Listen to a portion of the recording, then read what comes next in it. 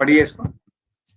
कुछ योगी विभिन्न प्रकार के यज्ञों द्वारा देवताओं की भली भांति पूजा करते हैं और कुछ परम ब्रह्म रूपी अग्नि में आहुति डालते हैं।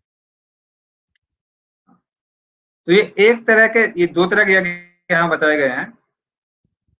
तो कुछ योगी तो हैं जो देवी देवताओं की पूजा करते हैं, क्यों? क्योंकि वो लोग स्वर्ग आदि आना चाहते हैं। और कुछ योगी होते हैं जो ब्रह्म में प्रवेश करना चाहते हैं। तो ये दो तरह के योगियों के बारे में यहाँ बताया गया है। तो जो योगी ब्रह्म में प्रवेश करना चाहते हैं उनके लिए क्या लिखा है? यज्ञ यज्ञेन यज्ञ। तो उनके लिए यज्ञ है जीव, यज्ञेन है ओमकार। मतलब ओमकार की तुलना की गई है अग्नि से और जीव की तुलना की गई है आहुति से। तो जैसे यज्ञ में हम लोग घी की आहुति देते हैं अग्नि में, तो उसी तरह से अग्नि की तुलना किससे की गई है? परमात्मा से या फिर ब्रह्म से। और जो यहाँ पे किस रूप में प्रकट होते हैं? ओमकार के रूप में प्रकट होते हैं। और जीव का मन या जीव स्वयं, उसकी तुलना की गई है घी से। जैसे घी में कोई स्वाहा स्वाहा करता है, तो वैसे वो लोग क्या करते हैं? स्वयं को ओमकार में लीन कर लेते हैं, पूर्ण रूप से ओमकार के बारे में सोचते हैं। और बाद में वही ओमकार ब्रह्म या परमात्मा के रूप में आता है तो उसमें प्रवेश कर जाता है। तो ये वो योगी हो गए जो कहाँ जाना चाहते हैं? ब्रह्म के पास जाना चाहते हैं। और कुछ योगी हैं जो कि देवताओं के पास जाना चाहते हैं। तो उनके लिए देवता गण हो गए अग्नि, और वो भी जो भी मंत्रोच्चारण करते हैं वो क्या हो गई? आहुति हो गई।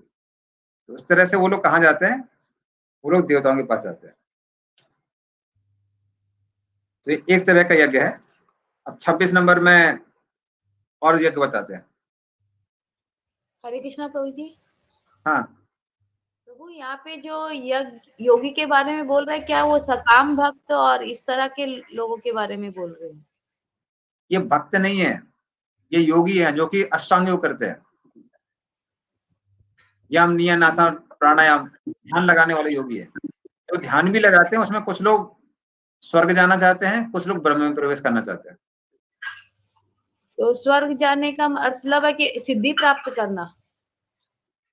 सिद्धि मतलब स्वर्ग लोग, इंद्र लोग जाना, चंद्र लोग जाना, वरुण लोग जाना, वो लोग वहां जाना चाहते हैं। तो प्रभु जो उनको क्या परमात्मा का ज्ञान नहीं होता है? होता है, किंतु आकांक्षा ज्यादा है ना, उतना ज्ञान नहीं है उनको। ये नहीं पता है कि परमात्मा को प्राप्त करना जीवन का लक्ष्य है।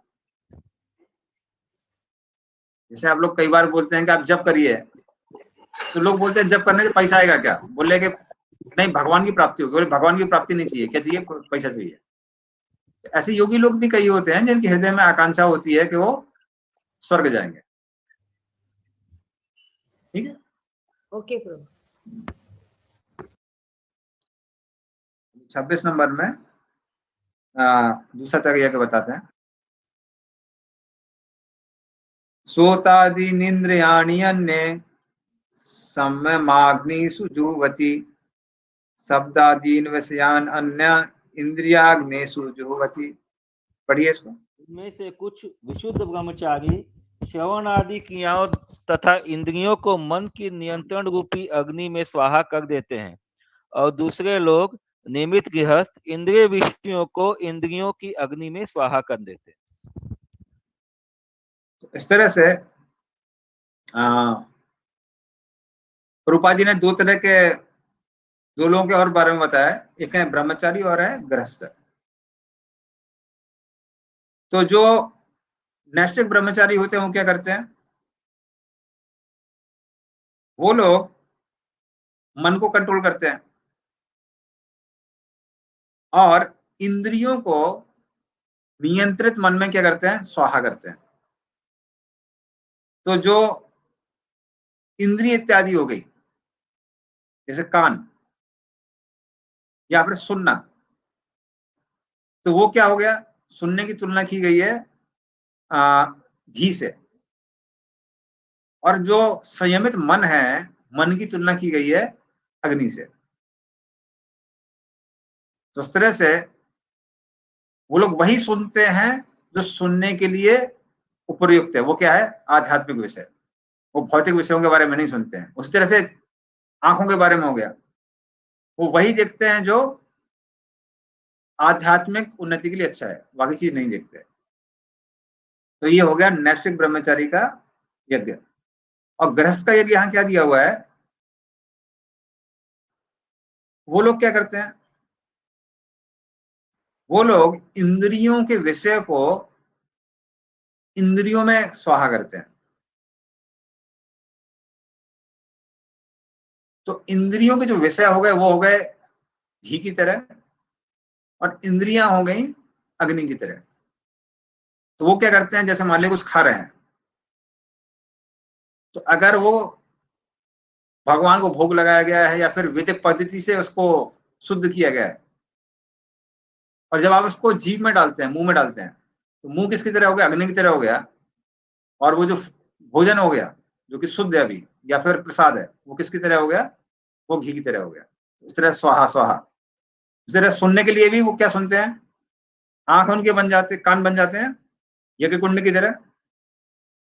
और जो वो सुन रहे हैं वेदों की वाणी, वो किसकी तरह बन जाती है? वो घी की तरह बन जाती है।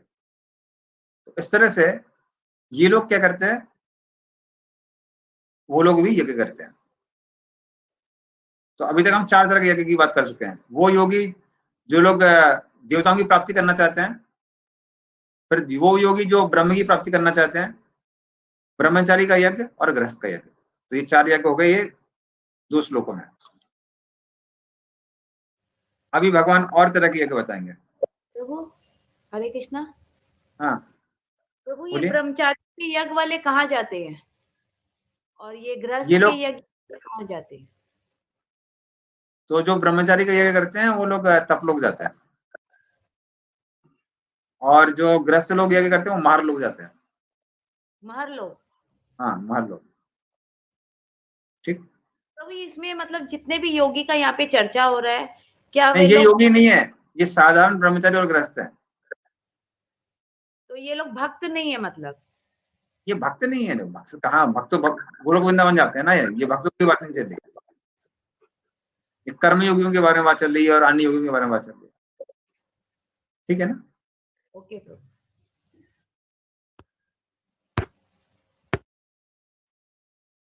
सर्वाणि इंद्रियाणि कर्माणि प्राण कर्माणि चापरे आत्म संयम योगाग्नौ जुवति ज्ञान दीपिते। पढ़िए।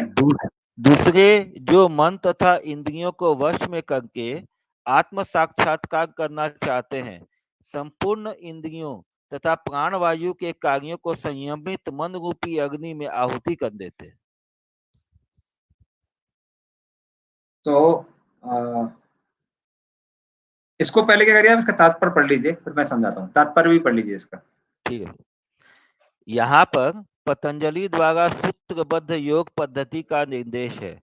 पतंजलि कृत योग सूत्र में आत्मा को प्रत्यगात्मा तथा परागात्मा कहा गया है।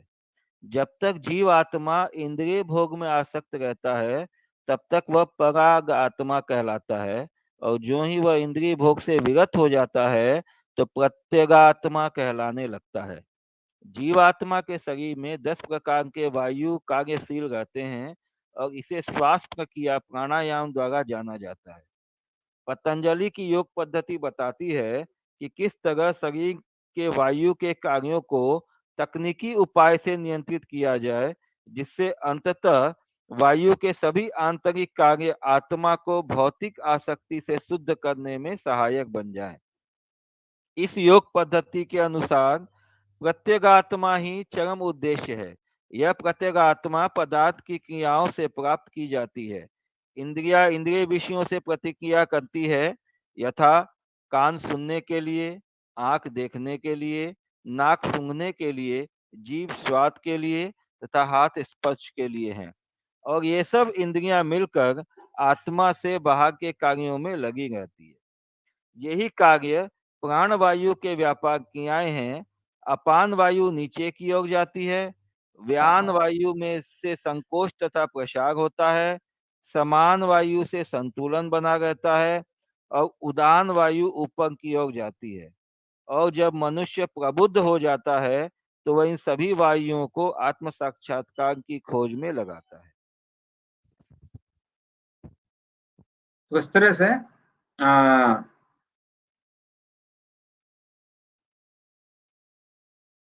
भगवान यहाँ पर, वैसे प्रभुपाद जी भी बताते हैं, तो ये किसके बारे में बताया गया, ये भी दोबारा भगवान पतंजलि के जो अष्टांग योगी भी कई तरह के होते हैं, अलग अलग चीजों पे ध्यान करते हैं, तो ये जो पतंजलि को फॉलो करने वाले योगी हैं उनके बारे में बताया गया है। तो ये लोग क्या करते हैं, इंद्रियों की जो क्रियाएं हैं, मतलब सुनना, मन से ध्यान देना, वो इत्यादि, वो किस में लगाते हैं, 10 तरह के प्राणों में लगाते हैं। तो 10 तरह की प्रभुपाद जी ने से बताई हैं, प्राण वायु होती है, प्राण, अपान, व्यान, उदान, समान, उसके अलावा 5 और वायु होती है, धनंजय, कर्क आदि। तो ये जो 10 वायु होती हैं, तो इन वायु में वो लोग क्या करते हैं, इन वायु पर ध्यान करते हैं, सारी इंद्रियों को उन पर ही केंद्रित करते हैं। उसके द्वारा क्या होता है, उनका इन वायु पर कंट्रोल हो जाता है। और ये सारी की सारी वायु मन को नियंत्रण करती हैं। तो ऐसे करके वो लोग मन को नियंत्रित करते हैं, और जब मन नियंत्रित होता है तो आप उसको किसी भी चीज में लगा सकते हैं। तो ये पतंजलि का सिस्टम है। ऐसे लोगों के लिए 10 तरह की वायु बन जाती है अग्नि, और इंद्रियां जिनको संयमित करते हैं वो बन जाती है घी। तो इस तरह से वो लोग भी एक तरह का यज्ञ करते हैं। तो 28 में भगवान और बताते हैं यज्ञ के बारे में। द्रव्य यज्ञ, तपो यज्ञ, योग यज्ञ तथा परे, स्वाध्याय यज्ञ यज्ञाश्च यथा संसित व्रता।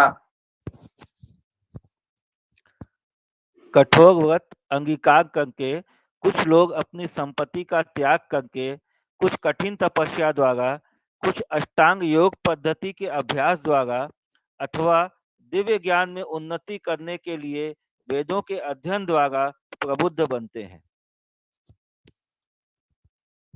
तो इस तरह से बहुत सारे यज्ञ हैं, तो इनके बारे में भगवान बताते हैं। वैसे प्रभुपाद जी ने बहुत डिटेल बताया है, ठीक है, इसका पढ़ सकते हैं, आप लोग रिलेट कर पाएंगे। इसका भी तात्पर्य पढ़ लीजिए। आपने सारे लोग आसपास देखे होंगे, आप आस पड़ोस में देखे होंगे। इन यज्ञों के कई वर्ग किए जा सकते हैं।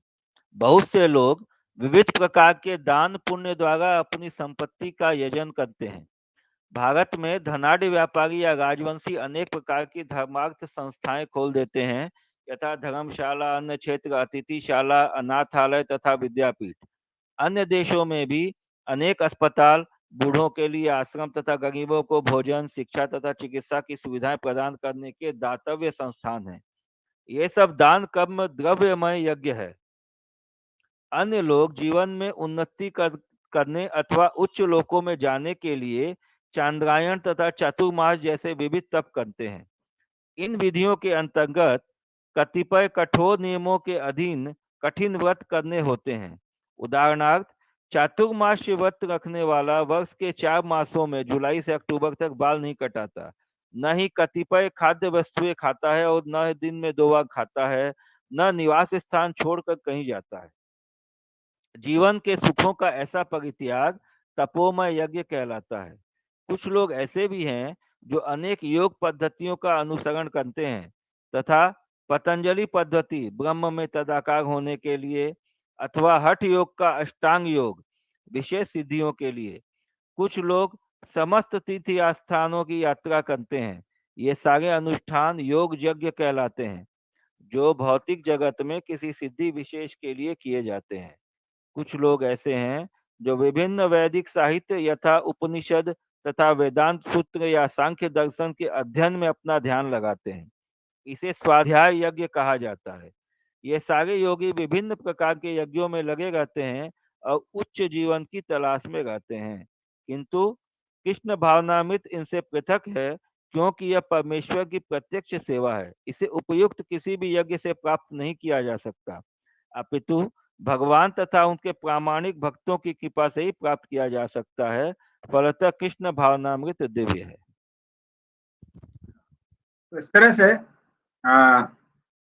आपने ये सारे लोग देखे होंगे, धर्मशाला खुलवाना, अन्न क्षेत्र खुलवाना, अतिचार्य खुलवाना। तो इन सबको यज्ञ क्यों कहा जाता है? क्योंकि ये सारी चीजें वेदों में भी दी हुई हैं और इसके द्वारा लोग क्या करते हैं, अपने आप को भगवान से जोड़ते हैं। तो इसलिए उनको भी यज्ञ कहते हैं, हालांकि भक्ति इनसे बहुत आगे है। तो कुछ लोग क्या करते हैं, द्रव्य यज्ञ कहते हैं, करते हैं। जो लोग क्या करते हैं, जो द्रव्य मतलब क्या होता है, अन्नदान, वस्त्रदान, ये सब द्रव्य यज्ञ कहलाता है। उस तरह से क्योंकि वो वेदों में दिया हुआ है, वो सारा दान करके वो लोग क्या करते हैं, अपने आप को भगवान से जोड़ते हैं। फिर कुछ लोग तपो यज्ञ करते हैं, तो चंद्रायण व्रत आदि करते हैं, या फिर चतुर्मास करते हैं, अभी चतुर्मास चल रहा है तो उसको तपो यज्ञ कहते हैं। फिर कुछ लोग योग यज्ञ करते हैं, जैसे आश्रम योगी करते हैं। कुछ लोग साध्वाय यज्ञ करते हैं, जो वेद अध्ययन का काम है। तो इस तरह से लोग अलग अलग तरह से यज्ञ करते हैं। और इन यज्ञ करने से क्या होता है, धीरे धीरे करके व्यक्ति शुद्ध होता है। तो ये सब के सब नहीं बोलेंगे, इसमें ज्यादातर जो है वो निष्काम कर्मयोग का हिस्सा है। तो कुछ निष्काम कर्मियों का हिस्सा है, कुछ ज्ञानियों का हिस्सा है, कुछ आश्रमियों का हिस्सा है। और इन चीजों द्वारा वो लोग क्या करते हैं, अपने आप को भगवान से जोड़ते हैं और शुद्ध होते हैं। हालांकि भक्ति के लिए क्वालिफिकेशन नहीं है, फिर भी लोग शुद्ध होते हैं। अच्छा, अभी 26 नंबर में फिर से भगवान प्राणायाम के बारे में बताते हैं। प्राणायाम यज्ञ। हरे कृष्णा प्रभु जी। हाँ बोलिए। अच्छा प्रभु जी, इतने तरह तरह के यज्ञ यहाँ बताए गए हैं। अगर हाँ। कोई हमसे पूछे कि कितने तरह के यज्ञ होते हैं या मुख्य यज्ञ कौन से होते हैं, तो हम लोग उसको क्या समझे प्रभु जी? देखिए, यज्ञ बोलिए बहुत तरह के होते हैं, लेकिन कलयुग में एक ही यज्ञ सबसे ज्यादा पॉपुलर है या फिर जो काम करता है वो है हरिनाम संकीर्तन। यस प्रभु जी। तो सिंपल चीज है। तो यज्ञ बहुत तरह, एक्चुअली वेदों का पालन करना ही यज्ञ है। क्योंकि वेद कहाँ से निकले हैं? वेद भगवान विष्णु से निकले हैं। और जब आप भगवान विष्णु की बात को मानते हैं तो उससे क्या होता है, उससे हम भगवान से जुड़ते हैं, डायरेक्टली इनडायरेक्टली। तो इन सब चीजों में को यज्ञ ही कहा जाता है। उसी तरह से भगवान बोलते हैं कि सर यज्ञ वो नहीं है जो अग्नि जलती है और आहुति देते हैं, सर वो यज्ञ नहीं है। यज्ञ बहुत तरह के होते हैं। बल्कि हमारे आचार्य लोग जब टिप्पणी देते हैं तो अर्जुन को वो कहते हैं, वो बताते हैं कि कृष्ण अर्जुन को डायरेक्टली कह रहे हैं कि जब आप युद्ध कर रहे हैं वो भी एक यज्ञ है।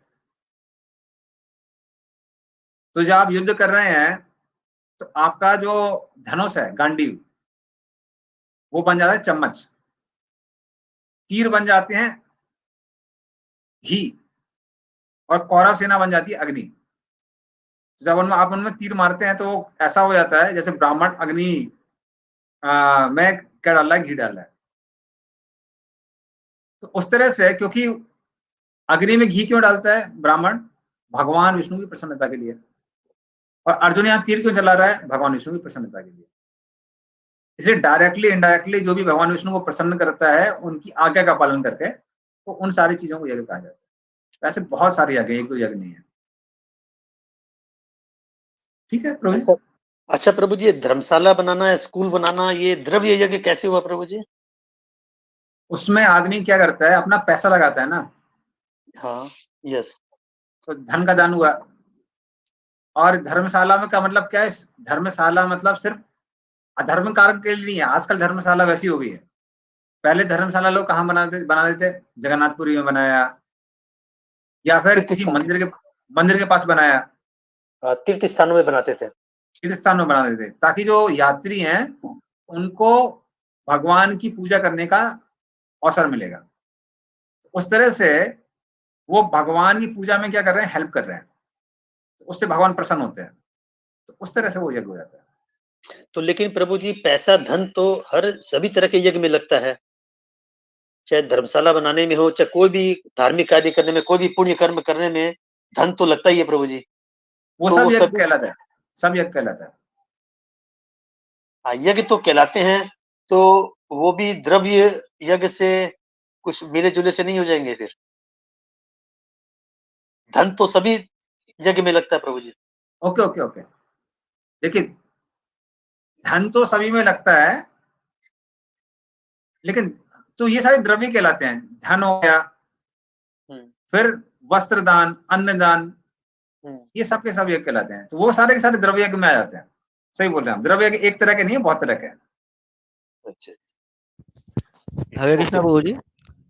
हाँ, बोलिए। प्रभु जी, हम लोग यदि जैसे मंदिर जाने के लिए मान लीजिए जैसे टैक्सी कर रहे हैं, तो वो भी एक जो एक्सपेंस है, तो वो भी क्या ये द्रव्य यज्ञ हो गया? वो आपका शुद्ध भक्ति है। अच्छा। हाँ, हाँ। देखिए, जब भगवान की, कृष्ण की पूजा के लिए, कृष्ण के दर्शन के लिए, कृष्ण की भक्ति के लिए अगर आप स्नान कर रहे हैं, तो भी वो क्या है? वो शुद्ध भक्ति है। तो नहाना अपने आप में भक्ति नहीं है। जैसे भैंस भी नहाती रहती है, उसको हम भक्ति नहीं कहते हैं। भैंस तो दिन भर नहाती है और बाकी लोग भी नहाते हैं। लेकिन जब हम नहाते हैं जप करने के लिए, भगवान की पूजा करने के लिए, तो वो नहाना कैसा हो जाता है? वो आध्यात्मिक हो जाता है, वो भौतिक नहीं रह जाता है। अच्छा। इसलिए भक्त लोग जब कोई भी चीज करते हैं भगवान की भक्ति के लिए, वो सारी चीजें कैसी बन जाती हैं? वो भक्ति का कार्य बन जाती है। तो प्रभु जी, जैसे फिर मतलब यज्ञ जो है वो आध्यात्मिक है या वो ये भौतिक है? देखिए, भक्ति को छोड़ के बाकी जो चीजें की जाती हैं, सब भौतिक है। अब उनको आप ये नहीं कह सकते भौतिक है, क्योंकि वो भगवान से आई हैं, हाँ। किंतु वो तीनों गुणों में है। तो भक्ति को छोड़ के भले ही वो कर्म योग है, ज्ञान योग है, अष्टांग योग है, ये सब तीनों गुणों में आता है। लेकिन उससे फायदा क्या होता है? उससे फायदा ये होता है कि व्यक्ति रजोगुण और तमोगुण से धीरे धीरे मुक्त होता है और सत्व गुण में स्थापित होता है। और सत्व गुण का जो आखिरी रिजल्ट है, लास्ट रिजल्ट, वो क्या है? ये साक्षात्कार हो जाना कि हम शरीर नहीं है, आत्मा है। तो ये यज्ञ जो है फिर ये प्रोसेस हो गया भौतिकता से आध्यात्मिकता की तरफ जाने का। इसलिए जो सत्वगुण है ना, सत्वगुण आप मान सकते हैं वो दरवाजा है भौतिक जगत से आध्यात्मिक जगत का। तो वो भगवान क्या करते हैं? धीरे धीरे उसको खोलने का प्रयास करते हैं हर किसी के जीवन में। किसके द्वारा? वेदों के द्वारा। ठीक है ना? और अभी हम लोग पढ़ेंगे, अभी हम लोगों ने चालू नहीं किया है। जब हम लोग 14 नंबर और 17 नंबर चैप्टर पढ़ेंगे भगवद गीता का, तो उसमें हम देखेंगे कि सत्वगुण करने से भक्ति करना बहुत आसान हो जाता है और ऐसे लोग भक्ति को बड़े आराम से ग्रहण कर सकते हैं। ऐसे लोगों की श्रद्धा ज्यादा होती है। श्रद्धा आपकी है तो आप भक्ति को आराम से ग्रहण कर सकते हैं। रजोगुणी व्यक्ति और तमोगुणी व्यक्ति के लिए श्रद्धा उत्पन्न करना बहुत मुश्किल है। फिर ऐसे लोग इंद्रियों में संयम रखते हैं, तो फिर ये लोग भटकते नहीं है। जैसे बहुत सारे लोग दूसरी ऑर्गेनाइजेशन में क्यों जाते हैं? क्योंकि इस्कॉन में 4 नियम पालन करने के लिए बोलते हैं। तो जिनकी इंद्रियां संयमित नहीं है, वो लोग कई बार बोलते हैं यार इतनी मेहनत क्यों करेंगे?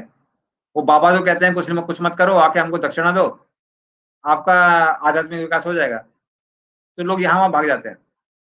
इसलिए जिसकी इंद्रियां संयत हैं, जिसके पास श्रद्धा है, उसके लिए भक्ति करना आसान हो जाता है। तो वो भक्ति के लिए क्वालिफिकेशन नहीं है, लेकिन अगर मान लीजिए वो शुद्ध भक्त के संपर्क में आ जाते हैं, उनका चांस ज्यादा है भक्ति करने का। इसलिए भगवान क्या करते हैं? सत्यगुण को प्रोपोगेट करते हैं संसार में, ताकि लोग थोड़े रिसेप्टिव हो जाएंगे भक्ति करने के लिए। ठीक है ना? तो अभी आगे चलते हैं 29 नंबर पे। अपाने जुह्वति प्राणम प्राणे अपानम तथा परे प्राणापान गति रुद्ध्वा प्राणायाम परायण अपरे नियताहारः प्राणान प्राणेषु जुह्वति। पढ़िए इसको। अन्य लोग भी हैं जो समाधि में रहने के लिए श्वास को रोके रहते हैं, प्राणायाम। वे अपान में प्राण को और प्राण में अपान को रोकने का अभ्यास करते हैं और अंत में प्राण अपान को रोककर समाधि में रहते हैं। अन्य योगी कम भोजन करके प्राण की प्राण में ही आहुति देते हैं। तो ये सब वो लोग हैं जो प्राणायाम करते हैं। तो प्रभुपाद जी ने बहुत डिटेल बताया है इसमें, उतना डिटेल हमको जानने की आवश्यकता नहीं है, क्योंकि प्रभुपाद जी लिखते भी हैं, माम चाव अभिचारे न भक्ति योगे न सेवता सागुणान समझते था न ब्रह्म भूय अपरते। अगर वो शुद्ध भक्ति कर रहा है तो वो ऑटोमेटिकली ब्रह्म के स्तर पर आता है, उसको इतना चिंता करने की आवश्यकता नहीं है। तो ऐसे लोगों को वैसे मैं थोड़ा सा बता देता हूं आपको। जो सांस वो अंदर लेते हैं उसको बोलते हैं पूरक। पूरक मतलब पूरी रूप से अंदर की ओर सांस लेना, उसको पूरक कहते हैं। पूरी तरह से सांस को छोड़ना उसको बोलते हैं रेचक। और सांस को रोक के रखना उसको बोलते हैं कुंभक। तो पूरक, रेचक, कुंभक, इनके द्वारा लोग क्या करते हैं, सांस को रोकते हैं और उसके द्वारा क्या होता है, उसके द्वारा धीरे धीरे उनका मन कंट्रोल होता है। हाँ। तो ऐसे लोग क्या करते हैं, ऐसे लोग जब जाने वाली सांस को रोकते हैं तो वो लोग क्या कर रहे हैं, आने वाली वायु को जाने वाली वायु में क्या करते हैं, स्वाहा करते हैं। तो आने वाली वायु बन जाती है अग्नि, जाने वाली वायु बन जाता है घी। तो उस तरह से उसको भी यज्ञ कहा जाता है, तो उस तरह से उसकी भी तुलना की जाती है। तो वो एक तरह का यज्ञ है। और फिर कई लोग होते हैं जो अलग तरह के योगी हैं, वो क्या करते हैं, वो बहुत कम खाते हैं।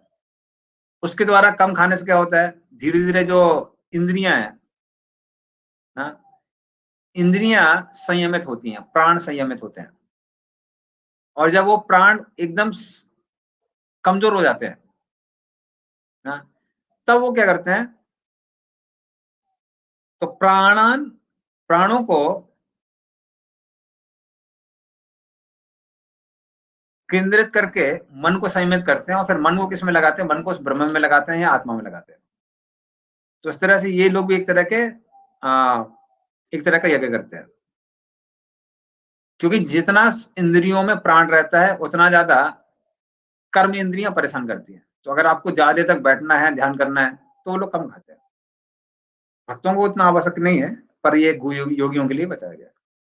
तो इस तरह से ये लोग भी एक तरह का यज्ञ करते हैं।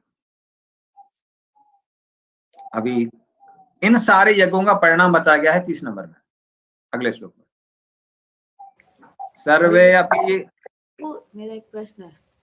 हाँ, तो प्रभु जैसे हम लोग भौतिक वर्ल्ड में देखते हैं इस तरह के योग करवाए जाते हैं लोगों से, तो ये इस तरह, इसका मतलब कि ये योग जो करवा रहे लोग भक्ति की तरफ आकर्षित नहीं होके ये योग कर रहे हैं, तो एक तरह से वे लोग भी आध्यात्मिकता की तरफ बढ़ रहे हैं। पर वो क्या होना चाहिए, प्रमाणिक होना चाहिए। कई बार ये लोग प्रमाणिक नहीं होते हैं। देखिए, योग करने के बाद ना आपने एक बार मन को नियंत्रण किया, ठीक है, उसका मन को लगाना कहाँ है, मन को उसके बाद में भगवान विष्णु में केंद्रित करना चाहिए। अगर आप भगवान विष्णु में केंद्रित करेंगे तब क्या होता है, शुद्धिकरण होता है। पर ये लोग कई बार क्या करते हैं, कहते हैं मन को केंद्रित करो, उसके बाद कहाँ लगाओ, उसके बाद बोलते हैं कि ना अपना भौतिक कार्य करते रहिए। तो अगर मान लीजिए आप हीरो हीरोइन पे ध्यान कर रहे हैं और भगवान विष्णु पे ध्यान कर रहे हैं, तो दोनों में समानता है या अलग है? अलग है। अलग है या उल्टे हैं? अलग है या उल्टे हैं? गलत है वो तो। हाँ, तो इसलिए मात्र ये जो इंजन चल रहा है शरीर का, उसको रोकना काफी नहीं है। उसके बाद में उसको अगली स्टेट भी होनी चाहिए कि उसको कहाँ पे लगाना है, वो ये लोग नहीं बताते हैं। और दूसरा बात क्या होती है कि ये जो धर्म है ये सतयुग का योग धर्म है, क्योंकि ये सारी क्रियाएं करने में हजारों साल चले जाते हैं। ये लोग उल्लू क्या बनाते हैं, कह रहे हैं कि आप दिन में 10 मिनट 15 मिनट आधा घंटा का योग करिए, सब कुछ प्राप्त हो जाएगा। इस तरह से मूर्ख बनाते हैं वो लोग। फिर योग करने के लिए क्या है, योग करने के लिए क्वालिफिकेशन चाहिए। क्या क्वालिफिकेशन होता है योग के लिए? व्यक्ति गृहस्थी में नहीं रह सकता है, छोड़ना पड़ता है उसको। यम नियम आसन प्राणायाम तक आप रह सकते हैं घर में, जैसे ध्यान की बात आती है, मेडिटेशन की बात आती है, आपको घर छोड़ना पड़ता है। यहाँ तो आप कलकत्ता में शहरों के बीच में, और गृहस्थ जीवन में भी जब रह के आदमी यम नियम आसन प्राणायाम करता है, 4 नियम पालन करने पड़ते हैं। बल्कि उनका खाना पीना हमसे भी ज्यादा रेस्ट्रिक्टेड होता है योगी लोगों का। भक्त लोग तो फिर भी कई बार मिर्च मसाला खा लेते हैं भगवान को भोग लगा के, पर वो लोग नहीं खा सकते हैं, उनको बॉइल्ड फूड खाना पड़ेगा। और यहाँ तो मुर्गा खाए जा रहे हैं, मछली खाए जा रहे हैं और बोल रहे हैं आप योग करिए, तो ये उल्लू बनाने वाला काम है। ठीक है ना, तो इसको योग नहीं कहते। योग होना मतलब कम से कम शास्त्रों के अनुसार होगा तब योग होगा, शास्त्रों के अनुसार नहीं है तो योग नहीं है। तो ये लोग क्या करते हैं, ये उस तरह से हो गया, जैसे मान लीजिए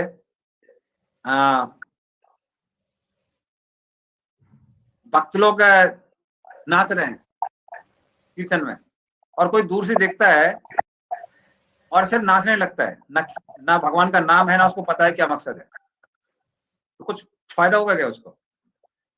नहीं। कम से कम भाई कीर्तन सुनो, उसको नाचो तो बात अलग है। या फिर भक्त लोग क्या ना, ब्रह्मचारी लोग कई बार ना सर सेव करते हैं, इसका मतलब ये नहीं है कि जो भी अपना सर मुंडा लेता है वो सब ब्रह्मचारी बन जाते हैं।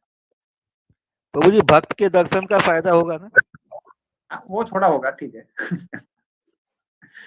लेकिन देखिए सिर्फ दर्शन का मतलब सिर्फ देखना नहीं होता है, दर्शन का मतलब होता है आकर्षित होना और उसको फॉलो करने की इच्छा होना, तब उसको दर्शन कहते हैं। तो प्रभु तो जो इस तरह का योग करते हैं उनका दूसरा जन्म क्या चीज का होता है? जैसे सबका होगा वैसे उनका होगा। प्रमाणिक नहीं है ना ये लोग, जो प्रमाणिक होते हैं मतलब शास्त्रों के अनुसार होता है। तो ये सारी चीजें किसके अनुसार है? शास्त्रों के अनुसार है। जो भी शास्त्रों के अनुसार करता है वो यज्ञ है। जैसे मारवाड़ी लोग भी, जैसे हमने बताया, वो लोग कई बार धर्मशाला वगैरह खुलवाते हैं, वो सब शास्त्रों के अनुसार है, तो वो यज्ञ हुआ। लेकिन मान लीजिए कोई ना जाके शहर के बीचों बीच आप जाके वहां पे खुलवा देता है, धर्मशाला खुलवा देता है, ताकि लोग आराम से आएंगे, फ्री में रहेंगे, खाएंगे पिएंगे वहां पे, ना दारू वारू पी के जाएंगे, तो वो थोड़ा यज्ञ हो जाएगा। तो शास्त्रों के अनुसार होना चाहिए। ठीक है, ओके प्रभु, ओके। उसका परिणाम भगवान 30 नंबर में बताते हैं। सर्वे अपि ये ते यज्ञ विदो यज्ञ क्षपित कल्मषा यज्ञ शिष्टामृत भुजो यान्ति ब्रह्म सनातनम। पढ़िए इसको। ये सभी यज्ञ करने वाले यज्ञों का अर्थ जानने के कारण पाप कर्मों से मुक्त हो जाते हैं और यज्ञों के फल रूपी अमृत को चख कर परम दिव्य आकाश की ओर बढ़ते जाते हैं। तो यज्ञ विदा, तो ये सब यज्ञ करने वाले जिनके बारे में भगवान ने अभी तक बताया है, क्या होता है, धीरे धीरे करके उनके हृदय में आध्यात्मिक ज्ञान आता है, और फिर वो कहा किसको प्राप्त करते हैं? यान्ति ब्रह्म सनातनम, तो वो ब्रह्म को प्राप्त करते हैं, मतलब ब्रह्म ज्योति में लीन होते हैं।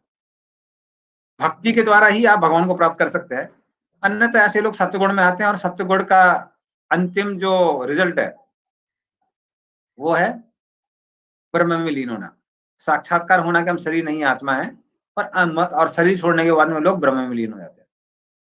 तो ये उसका रिजल्ट है, ये सारे यज्ञ करने का। और सेकेंडरी रिजल्ट उसका क्या है कि व्यक्ति के जीवन में शक्ति, इंद्रिय तृप्ति आदि भी प्राप्त होता है लोगों को, क्योंकि पुण्य कर्म कर रहे हैं ना। तो मुख्य रिजल्ट क्या है? सत्वगुण की वृद्धि हो रही है, ब्रह्म की प्राप्ति हो रही है, मुख्य रिजल्ट है। और बाकी लोग कई बार जैसे लोग धर्मशाला वगैरह खुलवाते हैं वो पुण्य काम के लिए कराते हैं, तो उससे क्या प्राप्त होता है? उनको पुण्य चाहिए ना, आपको पुण्य के द्वारा क्या होगा? आपको धन इत्यादि प्राप्त होगा, सुख सुविधा मिलेगी, तो उस तरह से वो प्राप्त होता है और शक्तियां प्राप्त होती हैं।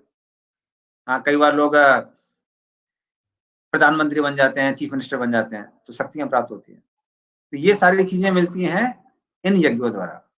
तो इस तरह से यज्ञ के द्वारा जो व्यक्ति भक्त भी नहीं है, जो भक्त नहीं है, उसको दोनों मिलता है। क्या मिलता है? उसको आत्मा का साक्षात्कार भी मिलता है और साथ में इंद्रिय तृप्ति भी मिलती है। तो इस तरह से वो व्यक्ति इस संसार में भी सुखी रहता है और मृत्यु के बाद भी कई जन्मों बाद ब्रह्म ज्योति में लीन होने का उसको लाभ प्राप्त हो सकता है। तो ये फायदा है यज्ञ करने का। और सबसे बड़ा फायदा ये है, आप भक्तों के संपर्क में आ जाते हैं, शुद्ध भक्ति करने लगते हैं, तो भगवत धाम जा सकते हैं। ठीक है, तो इस तरह से भगवान बताते हैं कि इस तरह से, इसीलिए उन्होंने क्या दिया है, भगवान ने अलग अलग तरह के यज्ञों को वेदों में दिया हुआ है। अभी 31 नंबर, नायाम लोकोमस्ति अयज्ञस्य कुतो अन्ना कुरु सत्तमा। पढ़िए इसको। हे कुरुश्रेष्ठ, जब यज्ञ के बिना मनुष्य इस लोक में या इस जीवन में ही सुख पूर्वक नहीं रह सकता, तो फिर अगले जन्म में कैसे रह सकेगा? हाँ, तो जैसा मैंने बताया, अगर सुख पूर्वक रहना है तो भी क्या करना पड़ेगा, पुण्य प्राप्त करना पड़ेगा। और पुण्य कहाँ से आएगा? पुण्य इन यज्ञ आदि करने से आएगा। तो उस तरह से अगर व्यक्ति को इस दुनिया में भी सुखी रहना है या फिर ब्रह्म को प्राप्त करना है, तो दोनों के लिए किसकी आवश्यकता है? यज्ञ की आवश्यकता है। तो बिना यज्ञ किए कोई भी प्रसन्न नहीं रह सकता है, वो संभव नहीं है। तो वो भगवान यहाँ पर समझा रहे हैं। और फिर 32 नंबर बताते हैं, एवं बहुविधा यज्ञा विचिता कर ब्रह्मणो मुखे कर्म जान विद्युतान सर्वान एवं ज्ञात्वा विमोक्ष्यसे। पढ़िए इसको। ये विभिन्न प्रकार के यज्ञ वेद सम्मत हैं और ये सभी विभिन्न प्रकार के कर्मों से उत्पन्न हैं। इन्हें इस रूप में जानने पर तुम मुक्त हो जाओगे। हाँ, तो विचिता ब्रह्मणों मुखे, तो ये सारे यज्ञ कहाँ दिए हुए हैं? ये पूरे वेदों में दिए हुए हैं। तो उसका एकदम सटीक आप उसका अर्थ देखेंगे तो वो है कि वेदों के मुंह में सब जगह दिए हुए हैं। वेदों का मुंह मतलब वेदों में दिए हुए हैं। तो सब जगह वेदों में इस तरह के यज्ञ भरे पड़े हैं। तो जो जो वैदिक क्रियाएं हैं वो सब यज्ञ से भरी हुई हैं। हाँ, और कर्म जान, ये सब किस पे निर्धारित करते हैं? मन, शरीर और वाणी, इनके क्रियाओं के द्वारा ये यज्ञ संपन्न होते हैं। तो इस तरह से इन यज्ञों को करके व्यक्ति धीरे धीरे करके सत्वगुण की वृद्धि कर सकता है और फिर मोक्ष को प्राप्त कर सकता है, जन्म मृत्यु चक्कर से मुक्त हो सकता है। पर ये चीजें हम आपको बता रहे थे, ये सारी चीजें किसके अनुसार होनी चाहिए? वेदों के अनुसार होनी चाहिए। तो वेदों के अनुसार है तो यज्ञ है, वेदों के अनुसार नहीं है तो कोई यज्ञ नहीं। तो ऐसी सोसाइटी भी है जो सोसाइटी कम से कम वेदों के अनुसार चीजों को सिखाती है, वो कम से कम कुछ यज्ञ करवा रही है। जो वेदों के अनुसार नहीं सिखा रही है, वो यज्ञ नहीं करा रही है। सिंपल, ये टेस्ट है। हरे कृष्णा प्रभु जी। प्रभु जी, यहाँ पे जो लिखा था तो ये वेद सभी प्रकार के कर्मों से उत्पन्न होते, तो ये वेद यज्ञ कर्मों से उत्पन्न होते, ये कैसे होगा? कर्मों से उत्पन्न होते मतलब कर्मजान शब्द यहाँ पे इस्तेमाल किया जो ना, कर्मजान विद्युतान सर्व। कर्मजान मतलब अभी इनको करने के लिए तो मन, शरीर या फिर वचन से कुछ कर्म करने पड़ेंगे ना। मतलब बिना क्रिया के यज्ञ एक्टिविटी कैसे करना होगा? पड़ेगा। एक्टिविटी करना पड़ेगा। तो कर्म जाने वो एक्टिविटी दी गई है। और वैसे भी वेदों के अनुसार जो एक्टिविटी की जाती है उसको कर्म कहते हैं। जैसे हमने बताया था ना, कर्म विकर्म अकर्म।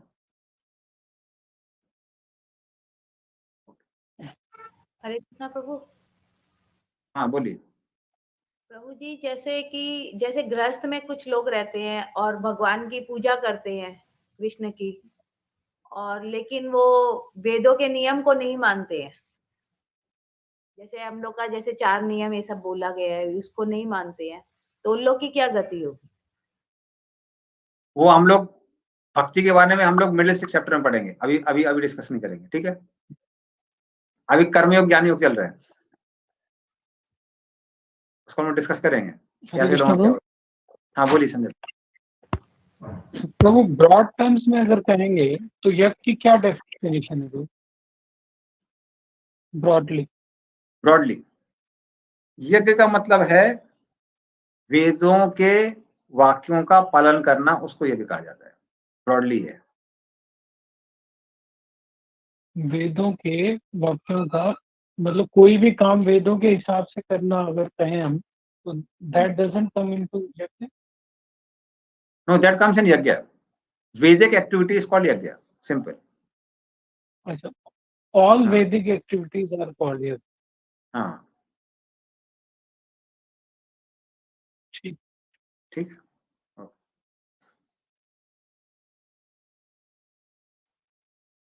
अभी 33 में श्रेयान द्रव्यमया यज्ञाज ज्ञान यज्ञ परंतपा सर्वं कर्माखिलं पार्थ ज्ञाने परिसमाप्यते। हे परम तप, द्रव्य यज्ञ से ज्ञान यज्ञ श्रेष्ठ है। हे पार्थ, अंततो गत्वा सारे कर्म यज्ञों का अवसान दिव्य ज्ञान में होता है। जैसे कि इसलिए प्रभुपाद जी ने इस चैप्टर का शीर्षक क्या दिया है, दिव्य ज्ञान दिया हुआ है। तो निष्काम कर्म योग करने से या ज्ञान योग करने से व्यक्ति को क्या प्राप्त होता है, ज्ञान प्राप्त होता है। और इस श्लोक में भगवान क्या बता रहे हैं, जो ज्ञान यज्ञ है अर्थात आध्यात्मिक ज्ञान को प्राप्त करने का प्रयास, वो द्रव्य यज्ञ से श्रेष्ठ है। क्योंकि जब व्यक्ति के अंदर आध्यात्मिक चेतना होती है या फिर आध्यात्मिक ज्ञान करने का वो प्रयास करता है तो प्रगति ज्यादा तेज होती है। किसकी अपेक्षा? उसकी अपेक्षा जिसके अंदर उससे कुछ लेना देना नहीं है। तो इसका लेना देना नहीं है, उसकी प्रोग्रेस भी होगी पर धीरे धीरे होगी। पर जो उस इच्छा से आ रहा है, ज्ञान को प्राप्त करने का प्रयास कर रहा है, उसके लिए निष्काम कर्म योग कर रहा है या फिर ज्ञान योग कर रहा है, ऐसे व्यक्ति की जो प्रगति होती है बहुत तेज होती है। तो ज्ञान यज्ञ, इसलिए ज्ञान यज्ञ को ज्यादा श्रेष्ठ कहा गया है। तो जो लोग गुरु के पास में जाते हैं, उनसे श्रवण करते हैं, शास्त्रों का अध्ययन करते हैं, उसको समझने का प्रयास करते हैं, उनकी प्रगति बहुत तेज होती है। क्योंकि तो एक बार आपको वो आध्यात्मिक ज्ञान प्राप्त हो गया तो आप पूर्ण रूप से कर्म बंधन से मुक्त हो सकते हैं। इसलिए भगवान बोलते हैं मात्र द्रव्य यज्ञ से कौन सा श्रेष्ठ है? ज्ञान यज्ञ श्रेष्ठ है। मतलब ज्ञान को प्राप्त करने का प्रयास करना। ठीक है। तो फिर अर्जुन के मन में प्रश्न आता है कि भगवान आपने इतने सारे यज्ञ बताए हैं, हम यज्ञों के बारे में और कैसे सीख सकते हैं कि कौन सा यज्ञ हमारे उपयुक्त है, कौन सा नहीं है? क्या हम दिन भर यज्ञ कर सकते हैं? मतलब दिन भर ऐसी एक्टिविटी कर सकते हैं जो शास्त्रों के अनुसार है? तो हम ये सब कैसे समझ सकते हैं? उसके लिए भगवान 34 नंबर श्लोक बताते हैं। तद्विद्धि प्रणिपातेन परिप्रश्नेन सेवया उपदेक्ष्यन्ति ते ज्ञानम ज्ञानिनस्तत्त्वदर्शिन। पढ़िए इसको। तुम गुरु के पास जाकर सत्य को जानने का प्रयास करो, उनसे विनीत होकर जिज्ञासा करो और उनकी सेवा करो। स्वरूप सिद्ध व्यक्ति तुम्हें ज्ञान प्रदान कर सकते हैं क्योंकि उन्होंने सत्य का दर्शन किया है। उसके लिए किसकी आवश्यकता है? भगवान बोलते हैं उसके लिए गुरु के पास जाओ। तो क्या क्या करना चाहिए? प्रणिपातेन। तो पहली बात तो सम्मान के साथ में या फिर गुरु का सम्मान करते हुए गुरु के पास जाना चाहिए। फिर उनको प्रणाम करना चाहिए और फिर क्या करना चाहिए? उनसे प्रश्न करना चाहिए, परिप्रश्नेन, और सेवा करनी चाहिए। तो प्रश्न कैसे पूछना चाहिए कि संसार में जो भी दुख है उन दुखों से हम कैसे दूर हो सकते हैं, जन्म मृत्यु के चक्कर से कैसे मुक्त हो सकते हैं? तो इस तरह के प्रश्न पूछना चाहिए। मतलब वो प्रश्न कैसे होने चाहिए? वो प्रश्न आध्यात्मिक होने चाहिए। और उसके बाद में क्या करना चाहिए? उनकी सेवा करनी चाहिए। तो पहले जाना चाहिए, उनको प्रणाम करना चाहिए, प्रणाम करने के बाद में उनसे प्रश्न पूछना चाहिए, परिप्रश्न लेना, और फिर सेवा करनी चाहिए। और जब व्यक्ति ऐसे सेवा करता है तो क्या होता है? तब वो गुरु क्या करते हैं? तब गुरु जी आध्यात्मिक ज्ञान को हमको देते हैं। इसका वो पढ़िए तात्पर्य। निसंदेह आत्म साक्षात्कार का मार्ग कठिन है, अतः भगवान का उपदेश है कि उन्हीं से प्रारंभ होने वाली परंपरा से प्रामाणिक गुरु की शरण ग्रहण की जाए। इस परंपरा के सिद्धांत का पालन किए बिना कोई प्रामाणिक गुरु नहीं बन सकता। भगवान आदि गुरु हैं, अतः गुरु परंपरा का ही व्यक्ति अपने शिष्य को भगवान का संदेश प्रदान कर सकता है। कोई अपनी निजी विधि का निर्माण करके स्वरूप सिद्ध नहीं बन सकता, जैसा कि आजकल के मूर्ख पाखंडी करने लगे हैं। भागवत का कथन है, धर्मम तो साक्षात भगवत प्रणीतम। धर्मपथ का निर्माण स्वयं भगवान ने किया है। अतएव मनोधर्म या शुष्क तर्क से सही पद प्राप्त नहीं हो सकता। न ही ज्ञान ग्रंथों के स्वतंत्र अध्ययन से ही कोई आध्यात्मिक जीवन में उन्नति कर सकता है। ज्ञान प्राप्ति के लिए उसे प्रामाणिक गुरु की शरण में ही जाना ही होगा। ऐसे गुरु को पूर्ण समर्पण करके ही स्वीकार करना चाहिए और अहंकार रहित होकर दास की भांति गुरु की सेवा करनी चाहिए। स्वरूप सिद्ध गुरु की प्रसन्नता ही आध्यात्मिक जीवन की प्रगति का रहस्य है। जिज्ञासा और विनीत भाव के मेल से आध्यात्मिक ज्ञान प्राप्त होता है। बिना विनीत भाव तथा सेवा के विद्वान गुरु से की गई जिज्ञासाएं प्रभावपूर्ण नहीं होंगी। शिष्य को गुरु परीक्षा में उत्तीर्ण होना चाहिए, और जब गुरु शिष्य में वास्तविक इच्छा देखता है तो स्वतः ही शिष्य को आध्यात्मिक ज्ञान का आशीर्वाद देता है। इस श्लोक में अंधानुगमन तथा निरर्थक जिज्ञासा, इन दोनों की भर्त्सना की गई है। शिष्य न केवल गुरु से विनीत होकर सुने, अपितु विनीत भाव तथा सेवा और जिज्ञासा द्वारा गुरु से स्पष्ट ज्ञान प्राप्त करे। प्रामाणिक गुरु स्वभाव से शिष्य के प्रति दयालु होता है। अतः यदि शिष्य विनीत हो और सेवा में तत्पर रहे तो ज्ञान और जिज्ञासा का विनिमय पूर्ण हो जाता है।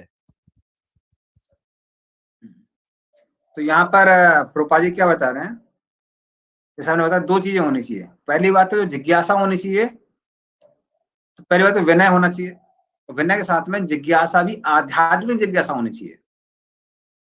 वरना बहुत सारे लोग जब गुरु वगैरह के पास जाते भी हैं तो उनको पता ही नहीं होता पूछना क्या है।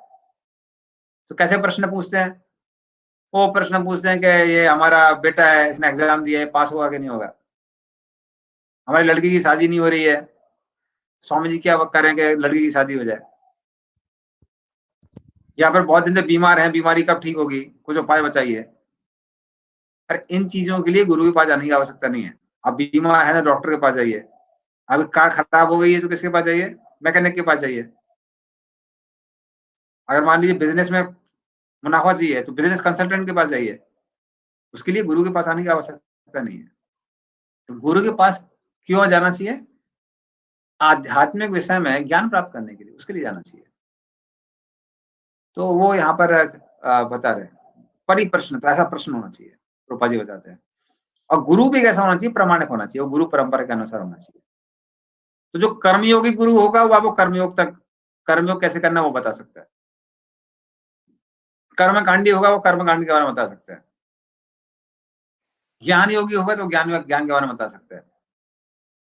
और जो गुरु भक्त है वो आपको भक्ति के मार्ग में अग्रसर कर सकता है।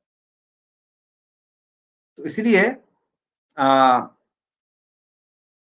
तो जो तत्वदर्शी है उन गुरु के बारे में पास में जाने के लिए भगवान बोल रहे हैं। तो तत्वदर्शी गुरु कौन, जो ब्रह्म, परमात्मा और भगवान के बारे में जानते हैं। वदन्ति तत्त्वविदस् तत्त्वज्ञ ज्ञानम अद्वयम् ब्रह्मेति परमात्मेति भगवानेति सदृते। तो जो ब्रह्म, परमात्मा और भगवान के बारे में जानते हैं, ऐसे गुरु के बारे में पास में जाने के लिए भगवान बोल रहे हैं। अन्यथा बाकी काम तो पंडित जी कर देते हैं। हाँ, उतना जरूरत नहीं पड़ती है। तो वो यहाँ पे भगवान बता रहे हैं। और कई जगह शास्त्रों में सब जगह ये वर्णन दिया हुआ है। जैसे मुंडक उपनिषद में बताते हैं, तद विज्ञानार्थम सागरो में विगच्छेत समित पाणी श्रोतव्यम ब्रह्मनिष्ठम। तो खासकर जो ब्रह्मचारी हुआ करते थे, जो 5-6 साल के बच्चे हुआ करते थे, वो हाथ में यज्ञ की लकड़ी लेके गुरु के पास जाते थे कि हम आपकी सेवा करने के लिए तत्पर हैं और ब्रह्म को जानना चाहते हैं। तो ऐसे, तो अगर आपको ब्रह्म को जानना है तो कहते हैं तद विज्ञानार्थम सागरो एवापि गच्छेत, मतलब जाना ही पड़ेगा, स्वयं से नहीं होगा किताब पढ़ के। गच्छेत का मतलब जाना पड़ेगा। और किसके पास जाना पड़ेगा, जो विज्ञान अर्थम, जिसने वेदों के ज्ञान के बारे में सुना हुआ है और साथ में उसको रियलाइज भी किया हुआ है। विज्ञान तो ज्ञान विज्ञान में अंतर होता है। जिसने उस ज्ञान को रियलाइज किया, मतलब वो प्रैक्टिस भी करता है, ऐसा नहीं कि सिर्फ भाषण देता है और बाद में जाके ना भागवत कथा के बाद में बीड़ी फूकता है, तो वो गुरु नहीं। बहुत सारे गुरु लोग होते हैं, अभी वो जब तक बीड़ी फूक के और 2-4 बार चाय पी के उनका गला साफ नहीं हुआ तब तक कथा ही नहीं निकलती है जीभ मुंह से। तो वो गुरु के बारे में बात नहीं की जा रही है, वो जो प्रैक्टिस भी करता है कथा करने के साथ साथ। तो ऐसे गुरु के बारे में भगवान बताते हैं। ठीक है, हरे कृष्णा प्रभु। हाँ प्रभु, जैसे आप बोले कि ब्रह्म, परमात्मा और भगवान के बारे में जो जानता है उनके पास जाना चाहिए। तो जैसे ब्रह्म कुमारी ये सब इस तरह की जो संस्था है, तो क्या उसमें? अरे भाई, वो लोग वेदों को नहीं मानते हैं। हमने पहले बोला कि किसके बारे में बता रहे हैं, वेदों के बारे में बात चल रही है। वो वेदों को मानते नहीं है, वेदों को नहीं मानते? नहीं मानते वो वेदों को। उनके कोई शिव गुरु है, उनको मानते हैं वो। तो यहाँ उनकी बात चल रही है जो लोग वेदों को मानने वाले हैं। तो ये लोग प्रामाणिक नहीं है प्रभु? नहीं है, वो जो मैं कह रहा हूँ नहीं है। अरे भाई, जब वेदों को नहीं मानते तो प्रमाणिक कहाँ से हुए? ओके प्रभु। हरे कृष्णा प्रभु जी। हाँ बोलिए प्रभु जी, तो ब्रह्म परमात्मा भगवान का जिसने साक्षात्कार किया है, तो उसकी पहचान कैसे होगी? तो कम से कम अगर हमको पता है वो 4 परंपरा में आ रहा है। ओके। तो जैसे कॉलेज में कौन सा टीचर अच्छा है, कौन सा टीचर नहीं है, वो जानना बहुत मुश्किल है। उससे बेटर क्या है, गवर्नमेंट ऑफ इंडिया ने जिसमें ठप्पा लगाया हुआ है कॉलेज में, वहां पे जाके आप चले जाइए, वो प्रमाणिक टीचर ही मिलेंगे। उसी तरह से अगर आप ये 4 संप्रदाय के पास जाते हैं, इस्कॉन में जाते हैं या फिर श्री संप्रदाय में जाते हैं, रुद्र कुमार संप्रदाय में जाते हैं, तो वहां पे आपको जनरली आपको प्रमाणिक टीचर ही मिलेंगे। तो भले ही मान लीजिए वो व्यक्ति ने साक्षात्कार नहीं किया है, लेकिन कम से कम वो साक्षात्कार की सीढ़ी में आगे बढ़ रहा है और उसके गुरु ने तो साक्षात्कार किया है, तो कम से कम वो टीचर आपको मिल जाएगा। सही, कम से कम सही रास्ते पे तो है वो, हाँ, वो सही जिनको आप रास्ते। फॉलो करना है। मतलब वो आपसे आगे है, आप उसको फॉलो करते रहेंगे। आज से 4 साल बाद या 10 साल बाद या 20 साल बाद जब आप उसकी स्थिति में होंगे, तब तक वो रियलाइज कर चुका होगा। तो उस तरह से दोनों गुरु चलते हैं, या तो वो जिसने रियलाइज कर लिया या फिर रियलाइज कर सकता है, सही बात पे चल रहा है। ठीक, ठीक है वो। 35 नंबर। यज्ञात्वा न पुनर्मोहम एवं यास्यसि पांडव येन भूतानि अशेषाणि द्रक्ष्यसि आत्मनि अथो मयि। पढ़िए इसको। स्वरूप सिद्ध व्यक्ति से वास्तविक ज्ञान प्राप्त कर चुकने पर तुम पुनः कभी ऐसे मोह को प्राप्त नहीं होगे, क्योंकि इस ज्ञान के द्वारा तुम देख सकोगे कि सभी जीव परमात्मा के अंश स्वरूप हैं, अर्थात वे सब मेरे हैं। तो 35, 36, 37 और 38 श्लोक का आधार ये 3.5 श्लोक। ये 3.5 श्लोक में भगवान ऐसे प्रमाणिक गुरु के पास जाने पर और उनसे ज्ञान हासिल करने पर क्या क्या लाभ होता है उसके बारे में बता रहे हैं। इसमें कुछ लाभ बताते हैं। इसमें क्या बताते हैं कि ऐसा ज्ञान जब आपको प्राप्त होगा तो उससे क्या फायदा होगा, आपको समझ में आएगा कि मैं शरीर नहीं हूं, मैं आत्मा हूं। ये आपको साक्षात्कार हो जाएगा। हाँ, जिसकी वजह से आप मोह में नहीं फंसेंगे। यज्ञात्वा न पुनर्मोहम, उस तरह से मोह में नहीं फंसेंगे। आपको समझ में आ जाएगा हम शरीर नहीं है, आत्मा है। फिर आत्मनि येन भूतानि अशेषाणि द्रक्ष्यति आत्मनि। आत्मनि का मतलब है अब सारे जीव आत्माओं के अंदर उस आत्मा को देख सकते हैं ना। तो कैसे कि सब लोग शरीर से आप उनको भेद नहीं करेंगे, उनका क्या देखेंगे, ये सब के सब आत्मा ही है, ये लोग शरीर नहीं है। तो स्वयं को आत्मा के रूप में देख सकते हैं और लोगों को आत्मा के रूप में देख सकते हैं। और मई, मई का मतलब क्या है, और आप ये समझ सकते हैं अथोमयी, मतलब ये सारी की सारी आत्मा किसकी है, वो मेरी अंश है। तो ये तीनों फायदा मिलेंगे, हम शरीर नहीं आत्मा है, फिर बाकी लोग भी सब आत्मा ही है, और ये सब के सब किसके हैं, ये भगवान की ही संतान है। तो अभी जो लोग भक्त हैं, तो भक्त लोग तो समझ सकते हैं कि ये कृष्ण के अंश है, और जो भक्त नहीं है कम से कम उनको समझ में आएगा ये कहां से आए हैं, ये ब्रह्म के अंश है। तो एटलीस्ट उनको ये पता रहेगा कि ब्रह्म परमात्मा या भगवान के अंश है। ठीक है, ये फायदा होता है। और फिर क्या फायदा होता है 36 नंबर श्लोक में, अपि चेदसि पापेभ्यः सर्वेभ्यः पापकृत्तमः सर्वं ज्ञान प्रवेनेवा वृजिनम संतरिष्यसि। पढ़िए इसको। यदि तुम्हें समस्त पापियों में भी सर्वाधिक पापी समझा जाए तो भी तुम दिव्य ज्ञान रूपी नाव में स्थित होकर दुख सागर को पार करने में समर्थ होगे।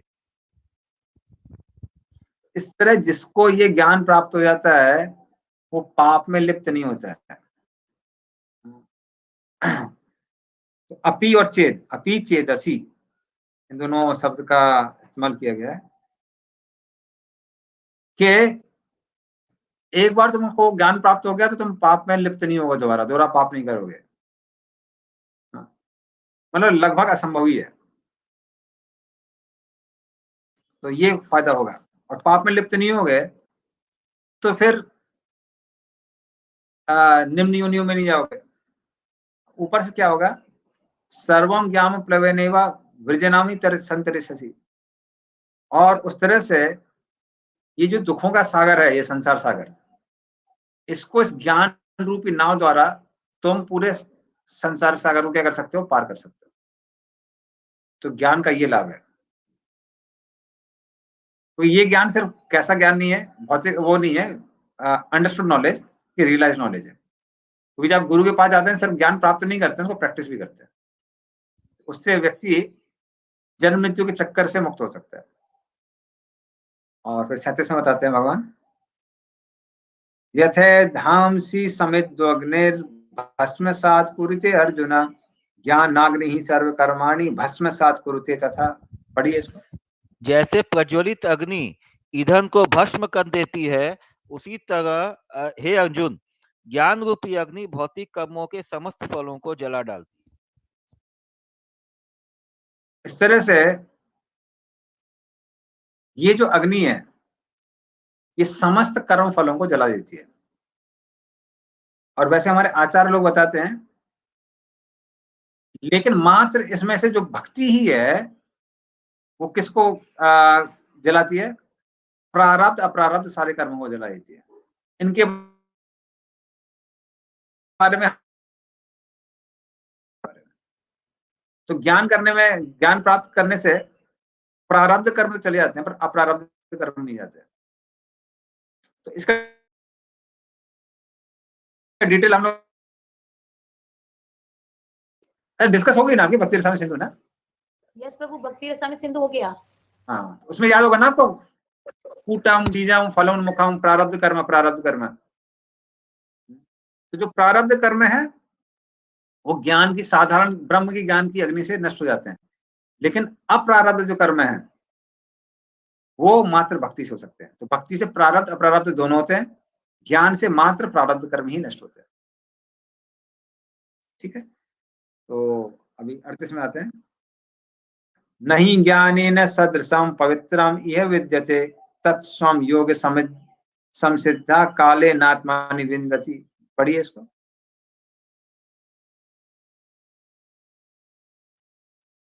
इस संसार में दिव्य ज्ञान के समान कुछ भी उदात्त तथा शुद्ध नहीं है।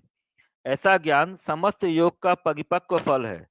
जो व्यक्ति भक्ति में सिद्ध हो जाता है वह यथा समय अपने अंतर में इस ज्ञान का आस्वादन करता है।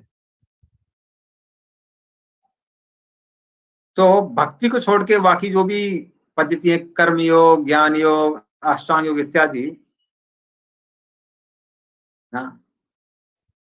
उन सब में आध्यात्मिक ज्ञान से अच्छा बेहतर कुछ नहीं है, क्योंकि आध्यात्मिक ज्ञान क्या है, इन सब का रिजल्ट है।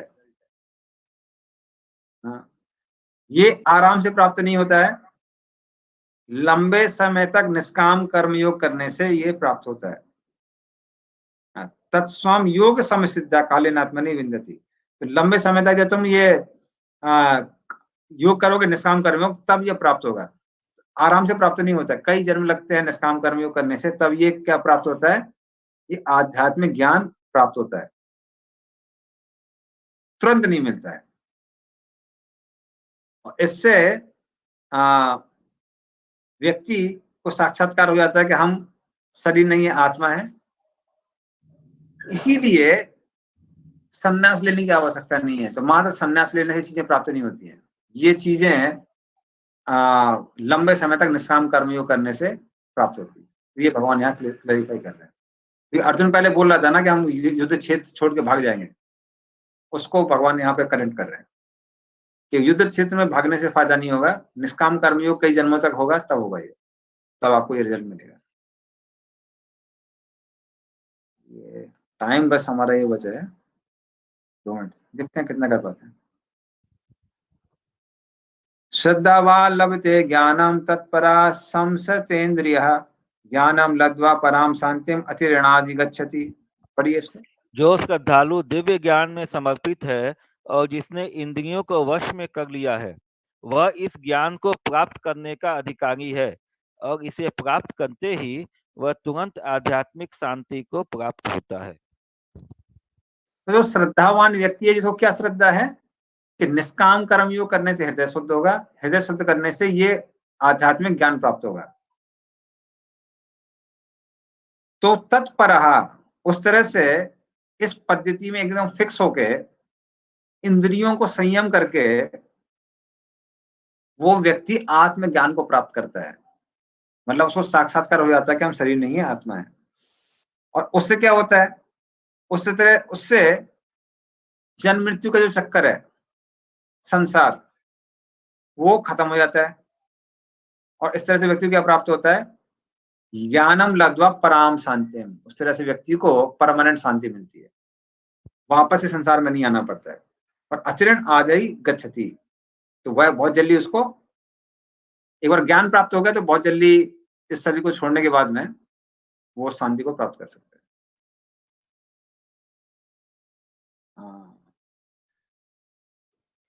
ये श्रद्धावान के बारे में, जो श्रद्धावान नहीं है उनके बारे में 40 में बताया गया। तो टाइम हो गया है, ये और कर लेते हैं, बस 40 और कर लेते हैं। अज्ञश्चा श्रद्धानश्चा संशयात्मा विनश्यति नायम लोको अस्ति न परो न सुखम संशयात्मनः। पढ़िए इसको। किंतु जो अज्ञानी तथा श्रद्धा विहीन व्यक्ति शास्त्रों में संदेह करते हैं, वे भगवत भावनामृत नहीं प्राप्त करते, अपितु नीचे गिर जाते हैं। संशय आत्मा के लिए न तो इस लोक में न ही परलोक में कोई सुख है। 3 तरह के जो लोग हैं उनको वो लोग क्वालिफाइड नहीं है इस ज्ञान के लिए। कौन? अज्ञस। अज्ञस मतलब जो कैसे हैं, जो जानवर जैसे हैं, जिनको शास्त्रों का कोई ज्ञान ही नहीं है, वो लोग इसको प्राप्त नहीं कर सकते हैं। दूसरा, चास अश्रद्धानस्य, जिनको ये ज्ञान तो है पर इस ज्ञान पे विश्वास नहीं है। उनको लगता है यार ये यहाँ ये दिया है, वहां वो दिया है, पता नहीं क्या सही क्या गलत है, ये सब बेकार है, तो सुन के भी उसको छोड़ देता है, त्याग कर देता है। ये दूसरे तरह के लोग हैं। और तीसरे तरह के लोग हैं संशयात्मा। संशयात्मा का मतलब क्या है, जिसको ज्ञान पे भी भरोसा है पर उसको ये भरोसा नहीं है कि हमको ये लक्ष्य प्राप्त होगा कि नहीं होगा। तो कई बार आप लोगों के पास जाइए, बोले स्वामी जी हमारा कुछ नहीं हो सकता, हम तो बेकार है, तो फिर ऐसे लोग भी उस ज्ञान को ग्रहण नहीं कर पाते हैं। तो कम से कम इतना सेल्फ कॉन्फिडेंस होना चाहिए कि हम लक्ष्य को प्राप्त कर सकते हैं।